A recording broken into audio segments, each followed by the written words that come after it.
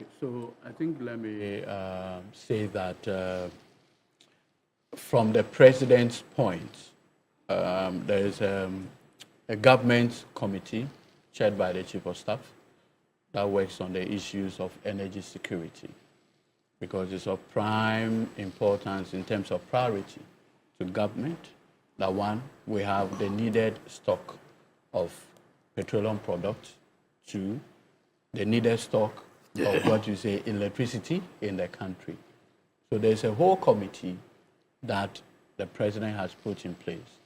Thankfully, my minister, who is hands-on, coordinates all these activities to ensure that the country's energy security is not compromised at any point whatsoever.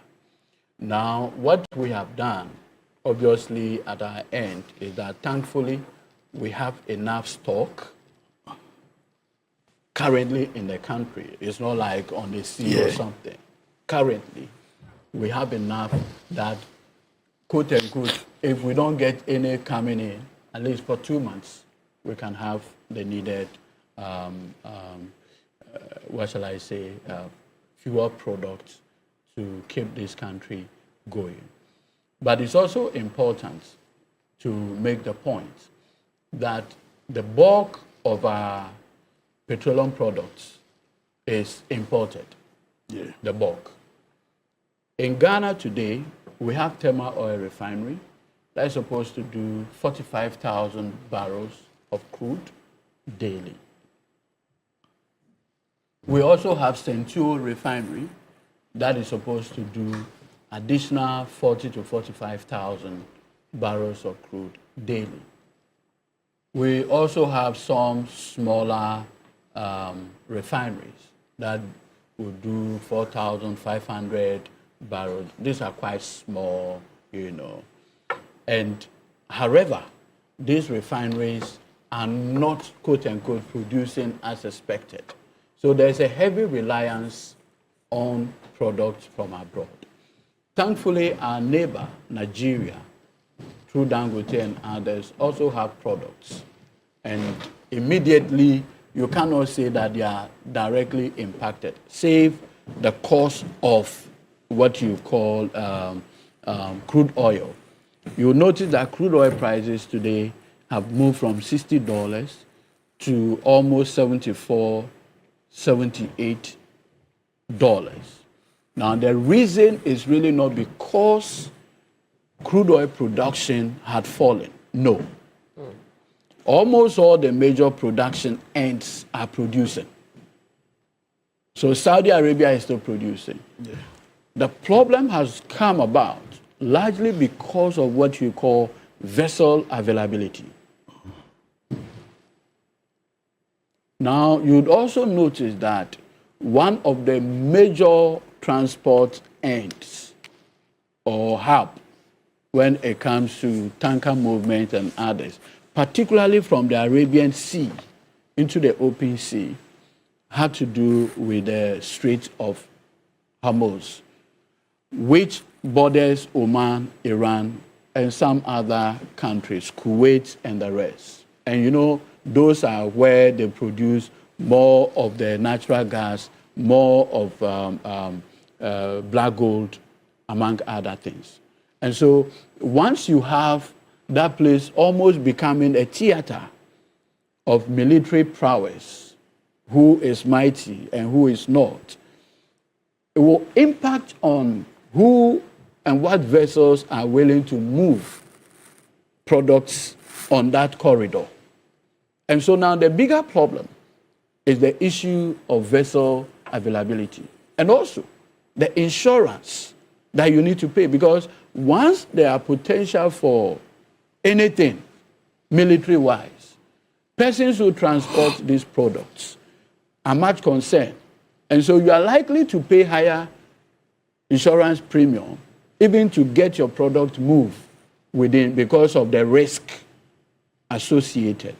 And so the real cause in terms of the increase in the price is really not what I'll say lack of production, but the process of moving the product. So the freight cost is really what is raising the price from $60 to $74. That's really where the problem is coming. Edudzi, so that is you say the risks that would be involved if you were transporting via the Strait of Hormuz. That's what will put an extra premium on your insurance and drive the cost up. Because one of the border country is Iran. Okay. And then Oman, Kuwait, and the rest on that stretch. And so once you have that imminent danger, you want to underwrite the risk. And so you pay higher premium for it. And so that is really where the problem is coming from, and not necessarily a cut in production. Now, unlike countries like Russia and others that produces more, Saudi Arabia and co, they are not really the center or the epicenter of the conflict. It is Iran. And because of the movement and vessel availability among others, that is really where the impact is coming from. But you cannot also discount the fact that the conflict in and of itself will have an impact on the pricing. But if you look at it globally, the greater impact is coming from the cost of freight, of moving product within. And you know, the interesting part is that it's the shortest route into the open sea. So most shipping lines prefer using that route, which is cheaper and shorter, because the shorter the distance, the lower the cost. And so if you have to divert into other ends to get to the markets in Europe and the Asian countries and others, it will cost you more. Because a journey that can, say, take a week, if it's going to be 2 weeks, it will cost you more. And those people are not Father Christmas. They'll put the price, the cost that they are incurring onto the price of the product. And so basically, now what we are hoping for, and at this point, I want to activate my belief in the sense that, you see, China, Russia are critical allies of Iran. China depends a lot on its crude consumption on Iran. Russia obviously does its own thing, but it's a key ally of the Iranian current regime. I've already read in the news interventions from Putin, the Chinese leaders, among others, to keep that particular place open up for further transport.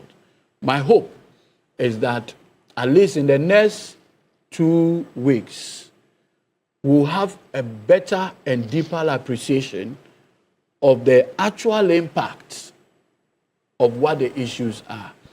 The immediate fear is the threat of closure of the strait, the immediate threat to close it. In fact, the impression is that that is, pending. That's the next step that we're going to see from Iran. So if you look at how, in terms of the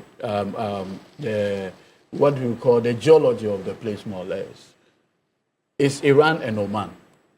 So Iran cannot take a unilateral decision that we are completely closing that end. All right, and you can take a look on your screens to better visualize what it is that we're talking about, the countries in question there. You see where Iran is. If we can make it a bit smaller, you'll get a better appreciation of what we're referring to, the Strait of Hormuz.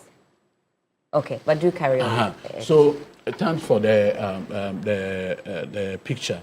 But you see, you'll notice that Oman is on one side, Iran is on the other side. So Oman will not permit, because you see, once they use that, it is income to those countries, because the ships and others pay for the use of that end. And so what is going to happen is that Oman is not going to allow for a unilateral decision to just close that end completely. Again, like I pointed out, the Chinese have a lot of interest in terms of movements of goods and other services, or movements of goods, more or less, to the Chinese and other South Asian countries. And so they also have an interest to ensure that the passage is not closed.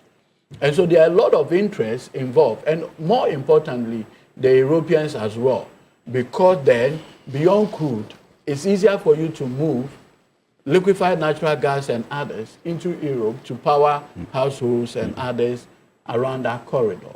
So completely having it closed will be quite an interesting.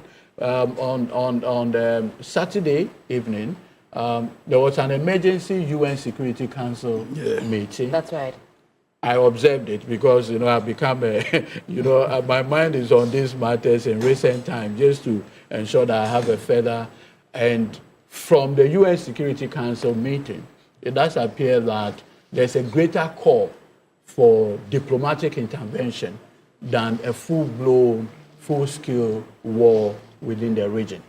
Thankfully, Oman, Kuwait, Saudi Arabia, and co within the region appears to have adopted a strategy for less military intervention. Now, the danger is if the whole Gulf end is engulfed in war, then production itself will be affected. Now, if production itself is affected,